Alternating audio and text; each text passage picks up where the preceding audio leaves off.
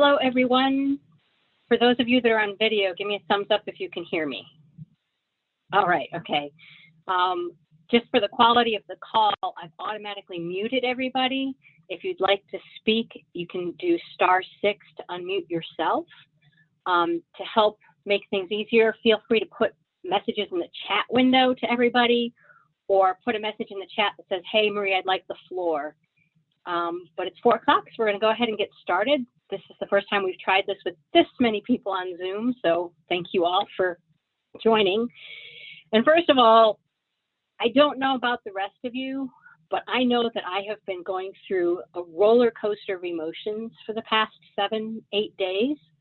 And what surprised me was how much grief I was experiencing. So I can only imagine what you as coaches and what your students and your teams must be experiencing and feeling as well. And so the idea was suggested in a couple of other districts that I really liked, of having sort of a town hall meeting. Number one is a way to quickly update you on where things stand nationally, internationally, and in North Carolina. And then also to give you a sense that you're not alone, even if we're isolated and alone in our homes or our communities, that you still have a community, you still have a family, you still have people that are going through this with you. And also to maybe give some ideas for how we can help our students and our teams survive this really, it's an overused word, but it really is an unprecedented time. So with that said, as you have seen and heard, FIRST has suspended all programs at least until the end of March, probably April, and they have canceled Houston and Detroit. Translation, they do not know yet what they are going to recommend or allow for events that have not been played, or events that have, so basically some events have been outright canceled because of contract issues in that particular area. Other events are still saying postponed, and other events are, they don't know yet. So FIRST is leaving the door open for that. They have asked that we not say anything definitive until they can come up with a global response to this. With that said, from the official line from headquarters, the FIRST North Carolina Board of Directors is committed 100% to somehow making sure that the North Carolina teams get their full state level experience of this season somehow, some way. So what that means, obviously, this is an incredibly fluid situation.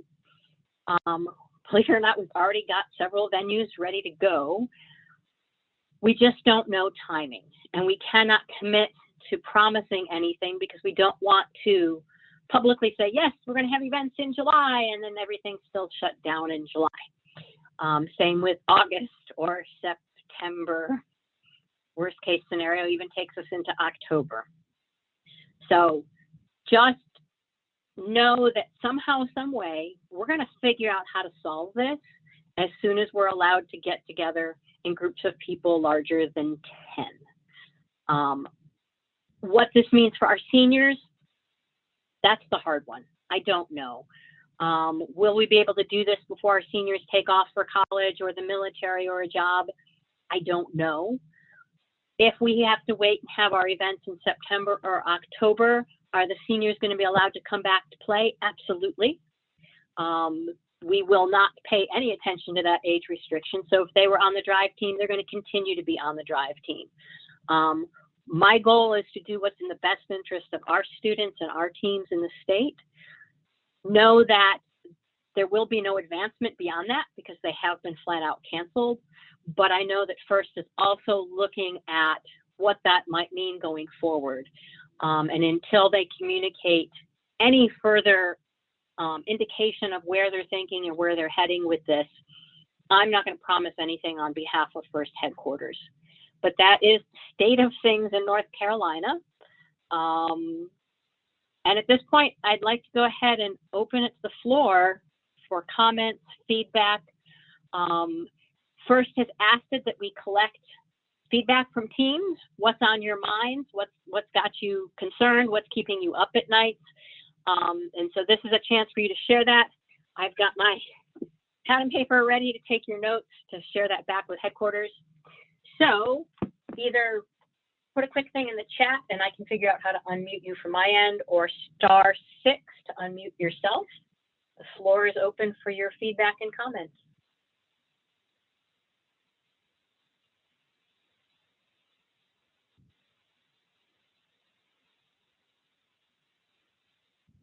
Now I know this group isn't this quiet.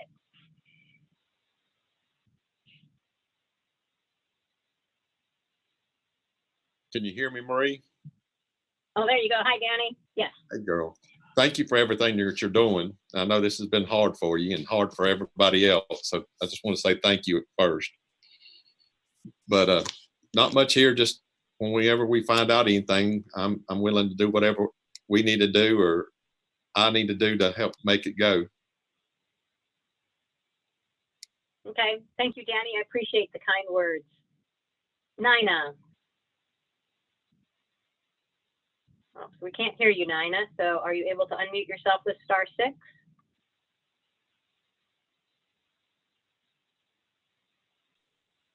Okay, try again, Nina. I think I've unmuted you. All right. You think so? Can you hear me? Yep, you're good. Okay. Well, I just wanted to say the same thing that he just said. You know, what I said to our team last week was I knew that North Carolina would make this right. I appreciate that. And just make sure that whatever you guys decide, that you let the rest of us know so we can help make it happen. Don't try and do it just on your own, but, you know, thanks. And you know, I don't know, we were disappointed because, you know, we haven't played at all, but, you know, I think that it's the right thing to do, and, you know, appreciate all the hard work you guys have done. And like I said, our team has been confident that you guys are going to make it happen, and we'll figure it all out. Thanks. We're going to do our best. I can't promise anything because we don't know how this virus is going to do its thing, but we are going to do our best. We did have a question on the chat. Will any award interviews be handled virtually? That is something that I know that FIRST is looking at, in particular for the Dean's List. But again, right now, FIRST headquarters is on a complete lockdown of all communications. So we'll just have to wait and see what they have to say. Cheaper than faxing.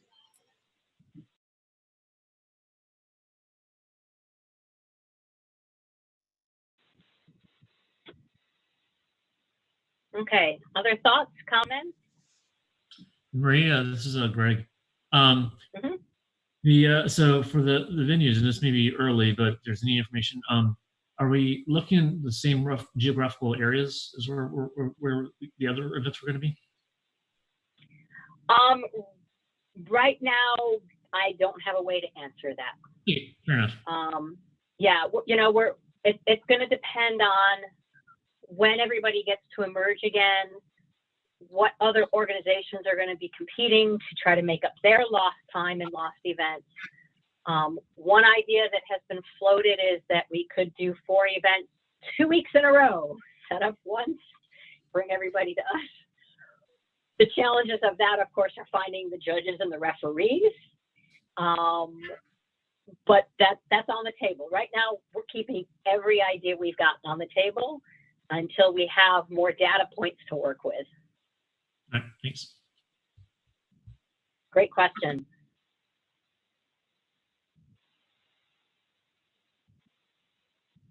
Other questions?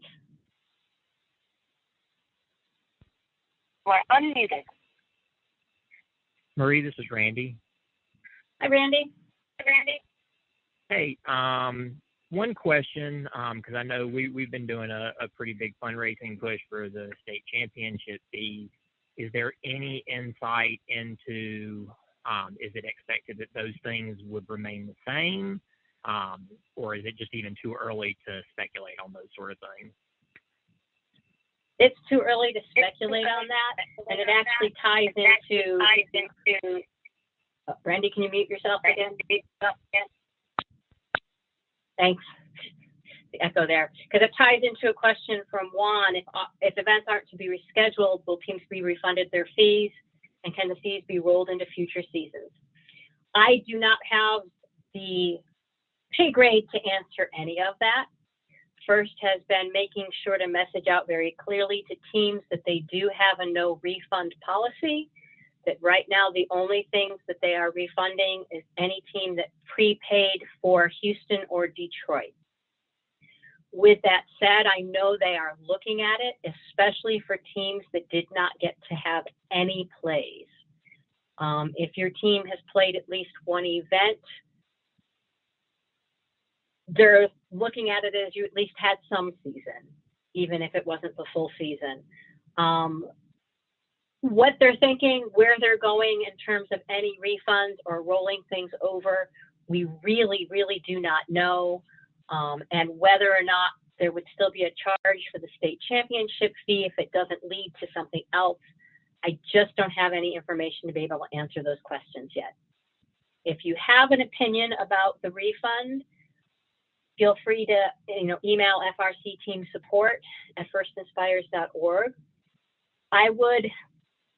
I have mixed feelings about encouraging the community to push for your refunds, because your fees pay for so much more than just the game itself. And if we believe that First is more than robots, we have to keep in mind the enormous sums of money that have already been put forward into this game, the amount of t-shirts I'm sitting on and awards and trophies, and that's money that's already been spent. North Carolina is really lucky in that we have not been charged for anything we didn't get. So other areas are being charged their venue rents, even though they're not playing. So we're in a little bit better shape than some of our colleagues elsewhere in the country. Money is a hard one for everybody to talk about. I would say follow your conscience, but know that all of the funding questions have to go to First headquarters, because we as a district do not collect those funds. We do not get to keep any of those funds. Those funds do not come to us except for $1,000 out of your initial registration. And I know that if First were to say, Marie, we need that $68,000 back from you that you got for your team's registrations, that would put us in an incredibly precarious situation. So just some food for thought. Okay, thanks for that. Yeah, to be Okay. clear, we weren't asking about getting any money that we put in back. It was just, should we continue the fundraising push for a potential state championship registration fee? But I understand that there's probably not an answer to that at this point, but I appreciate you trying to answer it as best as you can at this point. Yeah. And I know that it is something that will be up for discussion, because if it doesn't lead to anything else, First may give us some wiggle room on that state champ fee. I just don't know at this point. It's so early days on any of that conversation. I think that right now, First's priority is to figure out what to do about Dean's List in particular, because that does apply to a very specific segment of students, and they want them to be able to have that on their resume when they're applying for college next year. I think then their next priority is to figure out, are we going to be able to reschedule events? What do they do if some of the country reschedules events and some of the country doesn't? What impact, if any, does that have on the bigger picture? So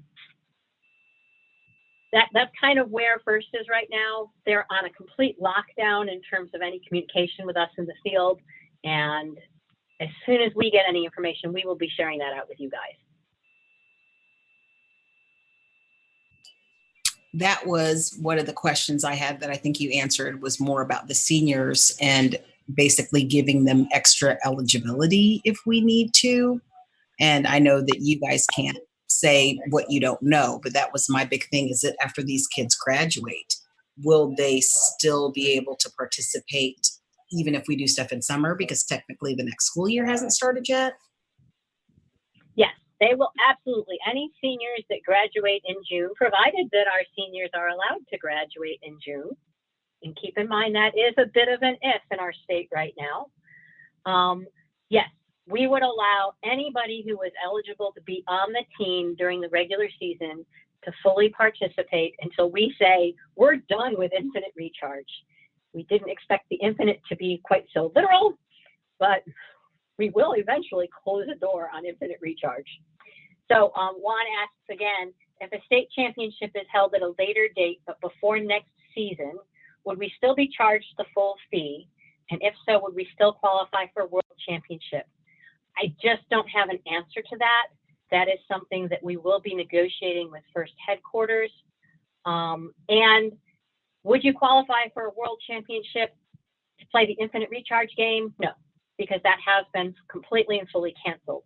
Would you qualify to play whatever the new game that gets rolled out? I don't know, and that is something that headquarters will have to work about. Are we allowed to share what's discussed here with our students? Absolutely, please do. Do know that I am not, I'm being very careful to make sure I am not speaking for First Headquarters.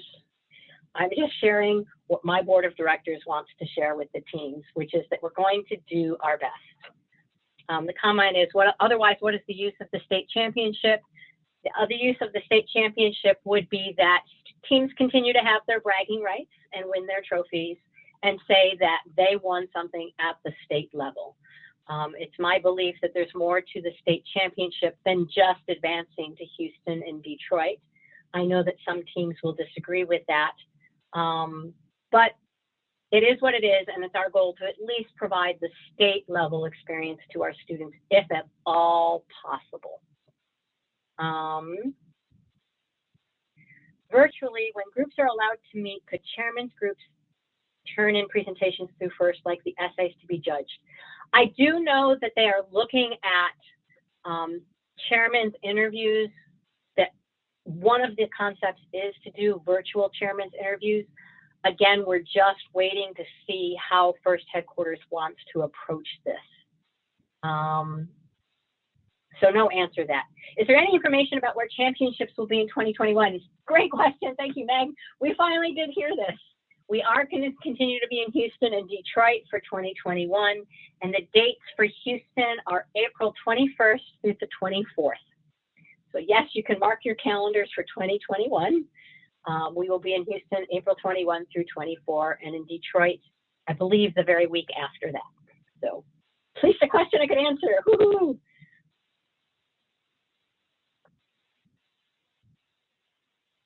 Are we still open to off-season events this time, specifically Doyen and Thor? Wow, that's another really hard question. Do our off-season events then become our official season events? If we aren't able to have our state level events until September, do we really have the capacity and the bandwidth to also pull off off-season events? Again, I wish I had, you know how much it drives me crazy to say I don't know? It's like so against my personality. But I just don't know. It really depends. Are we allowed to start gathering in groups as early as June? Possibly, because then we can do our not our off season, our regular season in July. If all of this doesn't lift until, like some predictions say, the middle of July, well, now we're pushing August, September. So until we know how this COVID-19 thing is going to run its course, and until we find out what the recommendations are from the CDC and the WHO and where this leaves us, yeah, I don't know. And so someone has pointed in, if we don't play till the end of August, I think no off season, would a state championship still have 32 teams? Yes, if we finish out our 3 qualifying events and do a state championship, it would be 32 teams. One other idea that I know they're playing with in a couple of other states is, instead of having the districts, just have one ginormous regional or even 2 regional events. So that is something that we will also consider. There's just so many different factors at play here of how we make this work. If off-season events occur in North Carolina, would teams who didn't play in the regular season be forced to pay for the off-season event too? This seems like a local decision. Again, it is a local decision. It really will depend on if the off-season event is something that uses the resources that FIRST has provided us, or if we're having to provide our own resources for it.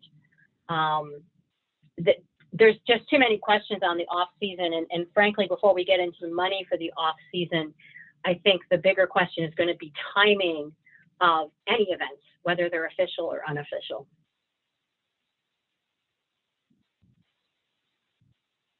Great questions, you guys. Keep them coming.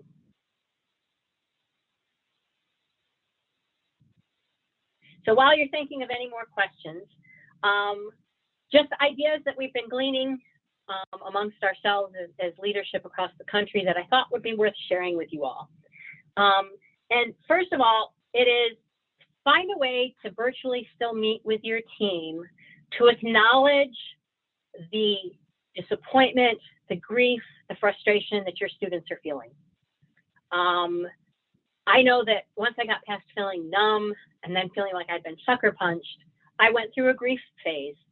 And I think it's important that we acknowledge that for our students, especially those that haven't been able to do even one event yet. We know how important these events are for these kids in terms of being with their family and being a part of something bigger than themselves, and to have that taken away is hard. So please give your students time and space to process this, and give them the time and space to acknowledge what they're feeling, and that it's okay. Whatever they're feeling is okay. It's just part of the human experience, and remind them of the resilience that they're building as a result. But then what can you do in the meantime? It doesn't mean that your team can't be engaged and busy doing some other things, because now we suddenly have a lot of time on our hands. So this is a good chance for your team to write their business plan, and to maybe take time to write it very, very thoughtfully, and use some of the online tools they have to write their business plan. This is a great time for you as coaches in the community to think about what's your succession plan. We found last year that every team we lost was a team that we lost not because of money, but because the main person, the main adult associated with the team left. What can you do as an adult that if something happens to you and you're no longer able, interested, or willing to coach, how is your team going to survive without you? This is a great chance to start thinking about your succession planning. This is also a great chance to have your team start writing up, how do the seniors transfer their knowledge? They go off to college and they can't come back to play our events in the fall. How do they transfer that knowledge? How do you have a succession plan in place for both your students as well as your adults? This is a great chance to make that video library we've all been talking about over the years. We would love to have our YouTube channel just full of 5 and 10-minute how-to videos. So what can your team do to come up with a quick 5 really well done video to show another team something about building the robot, or writing a business plan, or writing a succession plan? So this is a great chance to do those videos. Have your team look into citizen science. There is some citizen science work going on that's asking people to donate computer time to help track COVID-19. So is that something that your team wants to engage with? There are all kinds of those shared networking citizen science projects out there. So just Google citizen science and see what might be doable out there. This is a great chance to partner with another team. Do some virtual challenges with each other. What can you do virtually with everybody in their own separate room, in their own separate house, to come up with a quick fun game, or come up with a way to do a tutorial for each other? First North Carolina does have this Zoom technology. We have a subscription to it. All you have to do is email me to say, hey, Marie, our team would like to access Zoom on this date at this time, and we'll go ahead and set that up for you, and then you guys can take off. I don't have to be there for this one. I love this technology because whoever signs in first is automatically the host. So use this technology, use this time as a way to engage with your students in some new and unique ways.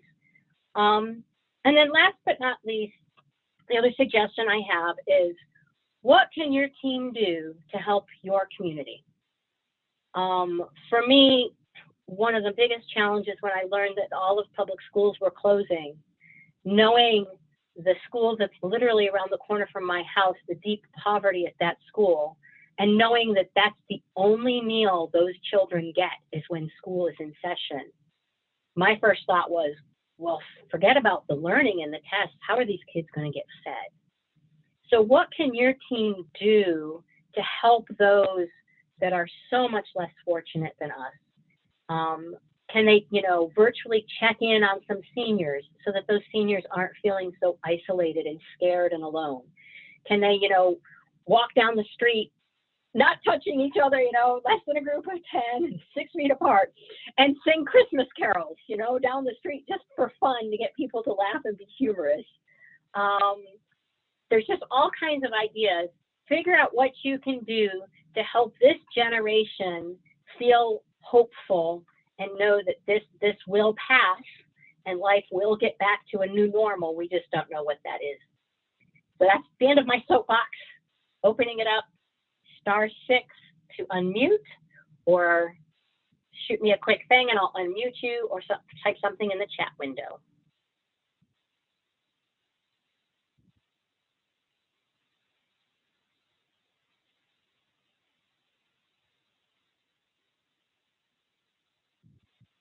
So we're getting virtual fundraisers from the Food Bank of Central and Eastern North Carolina. Very active in your team chats. That's great. Thanks for the suggestions. You're very, very welcome. And that you've offered to shop for those who are homebound. Great idea. Let's make it very, very real that FIRST is more than robots. FIRST is about community, and FIRST is about helping other people. Love the ideas. Someone thought of some you hadn't. Thanks.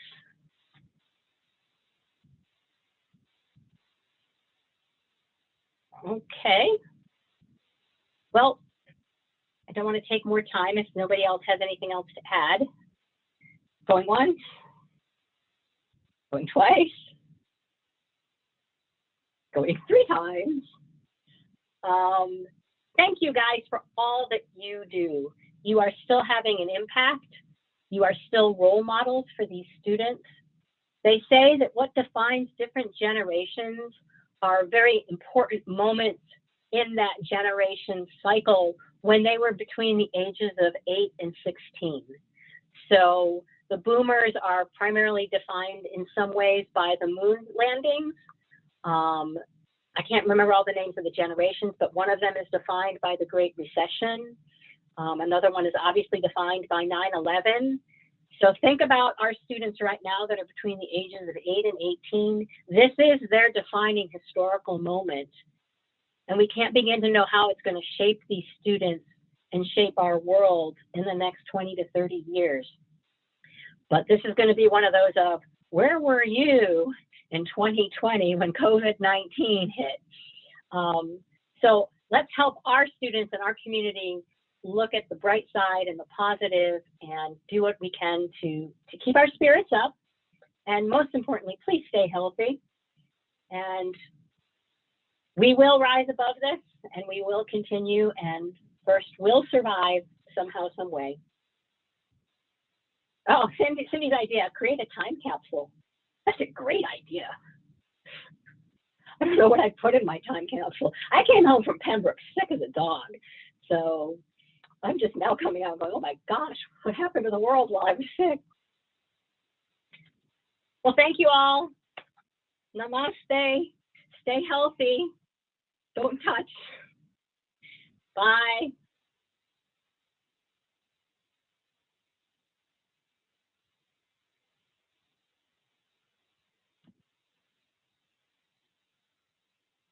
Yes, Dan, we will keep you regularly updated. As soon as I have information, it'll be shared out with you.